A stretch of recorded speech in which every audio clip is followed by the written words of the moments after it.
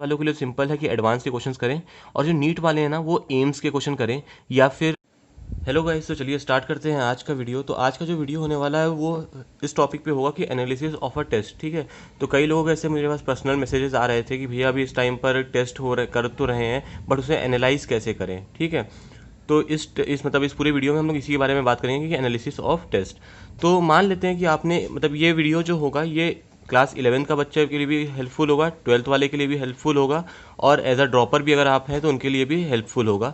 और JEE NEET या कोई भी एग्ज़ाम हो, इसमें आप इस तरीके से टेस्ट को एनालाइज कर सकते हैं।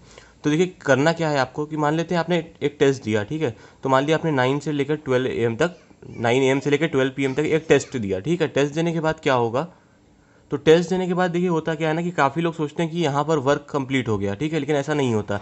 यहाँ से आपका असली वर्क स्टार्ट होता है, क्योंकि आपने अगर एक टेस्ट दिया मान लिया 300 मार्क्स का या फिर 720 मार्क्स का, तो आप 720 300 में से 300 का आपको स्कोर नहीं आ रहा ना ही 720 में से 720 स्कोर आ रहा। अगर आपका स्कोर फुल आ रहा है तो फिर आपको कोई कोई वर्क नहीं करना है, आपने टेस्ट को बिल्कुल ही अच्छे से दे दिया। आपका अगर फुल मार्क्स आ रहा है तो आपके लिए कोई टेंशन की बात नहीं है। बट अगर आपका मार्क्स कहीं भी कट रहा है, कहीं भी आपने मिस्टेक्स की हैं, तो उनको आपको एनालाइज करना पड़ेगा।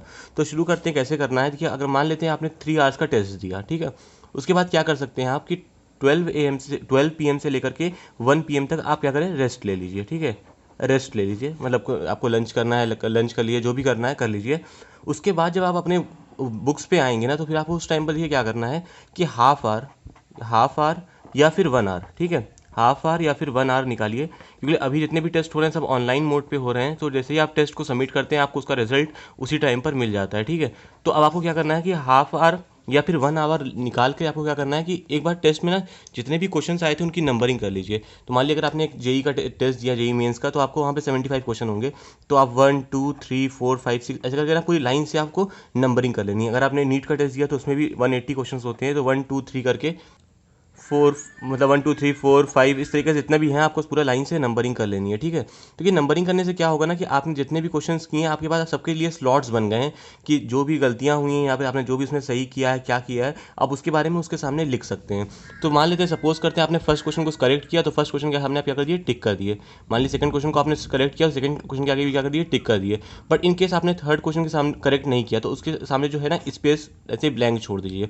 फिर उसके बाद आपने फोर्थ क्वेश्चन को भी गलत कुछ नहीं किया या फिर गलत कर दिया, तो उसके आगे क्या कर दिए, ब्लैंक छोड़ दीजिए। अब देखिए जो मिस्टेक्स होती हैं ना उनकी कुछ कैटेगरीज होती हैं। ठीक है, जो मिस्टेक्स होती हैं उनकी कुछ कैटेगरीज होती हैं। तो जैसे पहली मिस्टेक का कैटेगरी क्या होती है कि कैलकुलेशन। ठीक है, आपने कोई भी कैलकुलेशन एरर कर दिया, आपको फॉर्मूला पता था, बाकी सारी चीज़ें आपको क्वेश्चन से रिलेटेड पता थी, बट आपने कैलकुलेशन करते टाइम में कुछ थोड़ा बहुत मिस्टेक कर दिया, उसकी वजह से आपका आंसर क्या हो गया, गलत हो गया। सेकंड चीज़ क्या होती है कि आपको सब वो कंसेप्ट तो पता था। ठीक है, कंसेप्ट आपको पता था, बट आप उस मोमेंट पे उस कंसेप्ट को भूल गए। ठीक है, कंसेप्ट को भूल गए। थर्ड चीज़ क्या होती है, कंसेप्ट आपको पता ही नहीं, आपने कंसेप्ट को जिस कंसेप्ट से क्वेश्चन आया है उस कंसेप्ट को आपने पढ़ा ही नहीं है। ठीक है, बिल्कुल आपने उस कंसेप्ट को नहीं पढ़ा।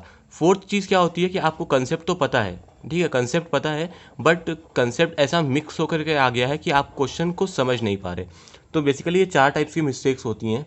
तो आप क्या करिए ना कि जो भी पहले जैसे कि मान लिया आपने थर्ड क्वेश्चन देखा, तो आपने उस क्वेश्चन को क्या किया था, उसमें आपने अटेम्प्ट किया था पर वो रॉन्ग हो गया था। ठीक है, तो वो रॉन्ग हो गया था।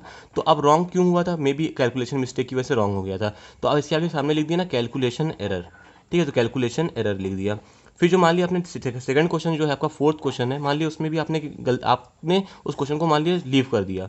तो लीव करने का रीज़न क्या हो सकता है कि या तो आपको कंसेप्ट समझ में नहीं आ रहा हो, उस टाइम पे आपने कंसेप्ट भूल गए हो, या आपने उस क्वेश्चन का कंसेप्ट ही नहीं पढ़ा हो, या फिर आपको उसमें कंसेप्ट ऐसा मिक्स होकर आया हो कि आपको समझ में नहीं आया। ठीक है, तो अब देखिए करना क्या है कि अगर इन केस अगर आपने यहाँ पर कंसेप्ट आप भूल गए, ठीक ठीक है, कंसेप्ट फॉरगॉटन। ठीक है, तो ऐसा करके आप कंसेप्ट फॉरवर्ड लिख दीजिए। ठीक है, तो कंसेप्ट आपको पता था लेकिन आप उस टाइम पर भूल गए।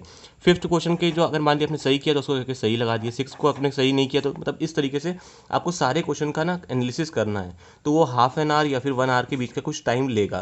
तो आपको इसमें इतना प्रॉब्लम नहीं होनी चाहिए कि इतना टाइम लग रहा है या फिर ये कुछ। अब देखिए एक बार ये पूरा वर्क कंप्लीट हो गया ना, आपने पूरा 75 क्वेश्चन का या 180 क्वेश्चन का, या अगर आप 10 क्वेश्चन का भी मॉक टेस्ट दे रहे हैं या 30 क्वेश्चन का मॉक टेस्ट दे रहे हैं तो आप उसके लिए भी कर सकते हैं। तो एक बार आपने जब ये चीज़ कर ली ना, तो मान लीजिए आपको ने 75 क्वेश्चन का टेस्ट दिया था, मान लेते हैं उसमें से आपने का 40 क्वेश्चन बिल्कुल सही निकला, ठीक है, 40 क्वेश्चन बिल्कुल सही हुआ, तो उसमें आपको 40 क्वेश्चन की कोई भी टेंशन नहीं लेनी है, ठीक है, वो आपका करेक्ट है। लेकिन जो बचे हुए आप देखिए 35 क्वेश्चन है ना, तो उनके ऊपर आपको टाइम स्पेंड करना है। तो ये टाइम कैसे स्पेंड कर लेते हैं, मान लीजिए 35 क्वेश्चन से डिवाइड कर देते हैं कि मान लेते हैं 5 क्वेश्चन में आपका कैलकुलेशन एरर हो गया था ना, सीई कैलकुलेशन एरर हो गया था। फिर मान लेते हैं 10 क्वेश्चन ऐसे थे जिसमें आप कंसेप्ट फॉरगॉट, मतलब कंसेप्ट आप भूल गए थे, और बाकी के जो बचे हुए 20 क्वेश्चन है उसमें वो ऐसे थे जिसके आपको कंसेप्ट, मतलब या तो कंसेप्ट ऐसा मिक्स होकर आया था कि आप समझ नहीं पाए उस चीज़ को, या मान लेते हैं कि आपने कंसेप्ट को पढ़ा ही नहीं था, ठीक है, कंसेप्ट आपने पढ़ा ही नहीं हुआ है। तो इस टाइप से आपने सबको पहले डिवाइड कर लिया। अब देखिए करना क्या है कि इसकी तो कोई टेंशन है नहीं, तो इसको हटा देते हैं। देखिए जो कैलकुलेशन एरर वाला पार्ट है ना, तो इसमें कुछ मतलब इसमें आप कुछ एक्स्ट्रा नहीं कर सकते। ये नेक्स्ट टाइम से आपको अपने आपको ये समझाना है कि आपको मतलब देखिए ना, होता क्या है कि 5 क्वेश्चन का मतलब क्या हो गया, कुछ नहीं तो 20 मार्क्स तो है ही ना 5 क्वेश्चन, तो 5 क्वेश्चन मतलब 20 मार्क्स। अगर आप उनको अपने 20 मार्क्स, अगर सिमिलरली देखा जाए तो अगर आपने 40 क्वेश्चन करेक्ट किए तो आपके 160 मार्क्स आ रहे हैं अभी, ठीक है। लेकिन 160 से अगर आपको 20 मार्क्स सीधा बढ़ाना है, मतलब 160 से अगर आपको 180 स्कोर पहुंचाना है, अपना 20 मार्क्स बनाना है, क्या करना होगा सिर्फ आपको कि पेपर के टाइम पे थोड़ा सा मतलब ध्यान ज़्यादा रखना होगा चीज़ों का, कि कैलकुलेशन पे मतलब एकदम अच्छी तरीके से अगर हम फोकस होकर पेपर देंगे ना, तो अपने आप ही देखिए 20 नंबर तो कहीं नहीं गया, ठीक है, कि 20 मार्क्स तो आराम से बढ़ जाएगा ना। तो आपको इस चीज़ को समझना है पहले कि मतलब ये जो कैलकुलेशन एरर है ना, ये सबसे सिलीएस्ट मिस्टेक होती है। तो अगर आपने मतलब थोड़ा सा ध्यान दिया होता पेपर में, तो आपका 160 से 180 मार्क्स आ जाता, ठीक है। तो अगर 160 मार्क्स पे मतलब अगर ये मेन एग्जाम अगर आपका होता, तो 160 पे अगर आपकी परसेंटाइल कुछ ऐसे मान लीजिए 98 आ रही है, तो 180 पे हो सकता है वो 98.5 99 परसेंटाइल तक भी पहुंच जाए। तो देखिए इतना बड़ा जंप है ये 20 मार्क्स कितना मैटर करता है, ये आप यहाँ से समझ सकते हैं। उसके बाद ये क्या होता है ना कि कैलकुलेशन, मतलब अगर कंसेप्ट फॉरगॉटन, मतलब ये तो कंसेप्चुअल एरर था, सॉरी।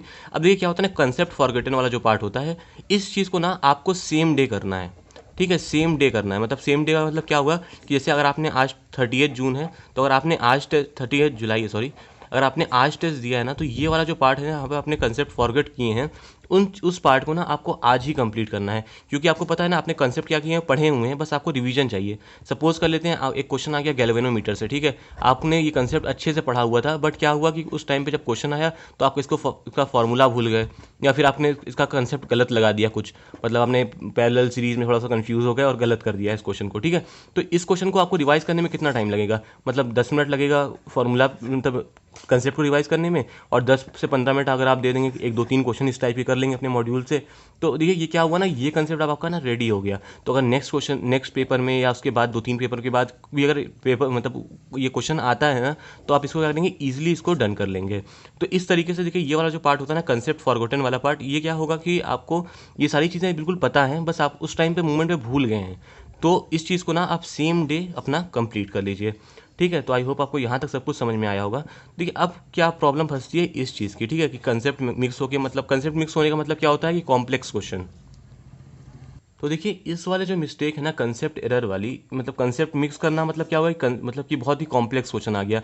कॉम्प्लेक्स क्वेश्चन किस तरीके से फ्रेम किया था कि हमने मतलब मान लिया ट्रिगो का यूज़ किया, उसमें कॉम्प्लेक्स नंबर भी यूज़ कर लिया और उसमें क्वाड्रेटिक भी बना दी, तो अब ये क्या हो गया, बहुत ही कॉम्प्लेक्स क्वेश्चन हो गया। तो ये क्वेश्चन, इस टाइप के क्वेश्चन सबसे बन जाए एक मोमेंट पे, ये ज़रूरी नहीं होता।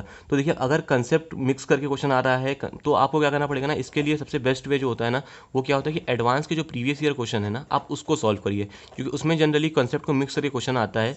तो अगर आप अपने एडवांस के ऐसे क्वेश्चंस करना स्टार्ट करिए ना, तो क्या होगा कि आपका इस टाइप का जो क्वेश्चन होता है बहुत ही कॉम्प्लेक्स टाइप का, वो उसमें आपकी ग्रिप बनती चली जाएगी। तो ये तो बेसिकली हो गया जेई वालों के लिए, ठीक है। और नीट में देखिए तो बायो से तो ऐसा कोई कॉम्प्लेक्स क्वेश्चन नहीं आएगा, मतलब 2-3 चैप्टर को मिक्स करके जो भी अगर आता भी है तो वो आप कर सकते हैं, बट मेनली अगर देखा जाए तो फिजिक्स में भी इस टाइप के क्वेश्चन बन सकते हैं, तो फिजिक्स में भी इस टाइप के क्वेश्चंस हो सकते हैं। तो अब उसके लिए क्या कर सकते हैं, तो जेई वालों के लिए सिंपल है कि एडवांस के क्वेश्चंस करें, और जो नीट वाले हैं ना वो एम्स के क्वेश्चन करें, या फिर वो जेई मेंस के भी कुछ क्वेश्चंस कर सकते हैं, ठीक है, जेई मेंस के प्रीवियस ईयर क्वेश्चन कर सकते हैं, या फिर एडवांस के जो सिंगल करेक्ट टाइप के क्वेश्चन होते हैं वो भी कर सकते हैं, तो उससे उनका फिजिक्स में थोड़ा होल्ड अच्छा बन जाएगा। अब बात कर लेते हैं लास्ट चीज़ की, कि अगर आपने कंसेप्ट को पढ़ा ही नहीं है, तो कंसेप्ट को आपने अगर पढ़ा नहीं है तो क्या कर सकते हैं। तो क्या करना है, देखिए सबसे पहले तो देखिए जैसे क्या हुआ कि आज मान लेते हैं थर्सडे, ठीक है, आज थर्सडे है, आपने आज टेस्ट दिया। अब कुछ मतलब ऐसे हैं, कुछ 10 क्वेश्चन मान लेते हैं ऐसे आए हैं जो बहुत ही मतलब कंसेप्ट, ऐसे कंसेप्ट से पूछा गया जिसको आपने पढ़ा ही नहीं है, ठीक है।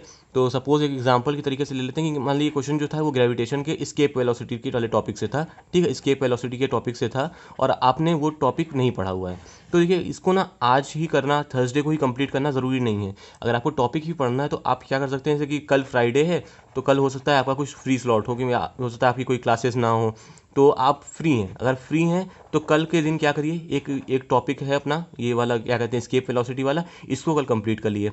या फिर आप एक स्लॉट बना लिए संडे को, हर रोज़ संडे को 3 आवर्स का स्लॉट बना लिए कि 3 आवर्स का स्लॉट है, इसमें जो भी जो टॉपिक्स के मतलब हमें अगर कंसेप्ट नहीं पता तो उसमें से हम एक टॉपिक या 2 टॉपिक अपना हर संडे संडे देखकर कंप्लीट करते रहेंगे। तो आप ये सारी चीज़ें कर सकते हैं।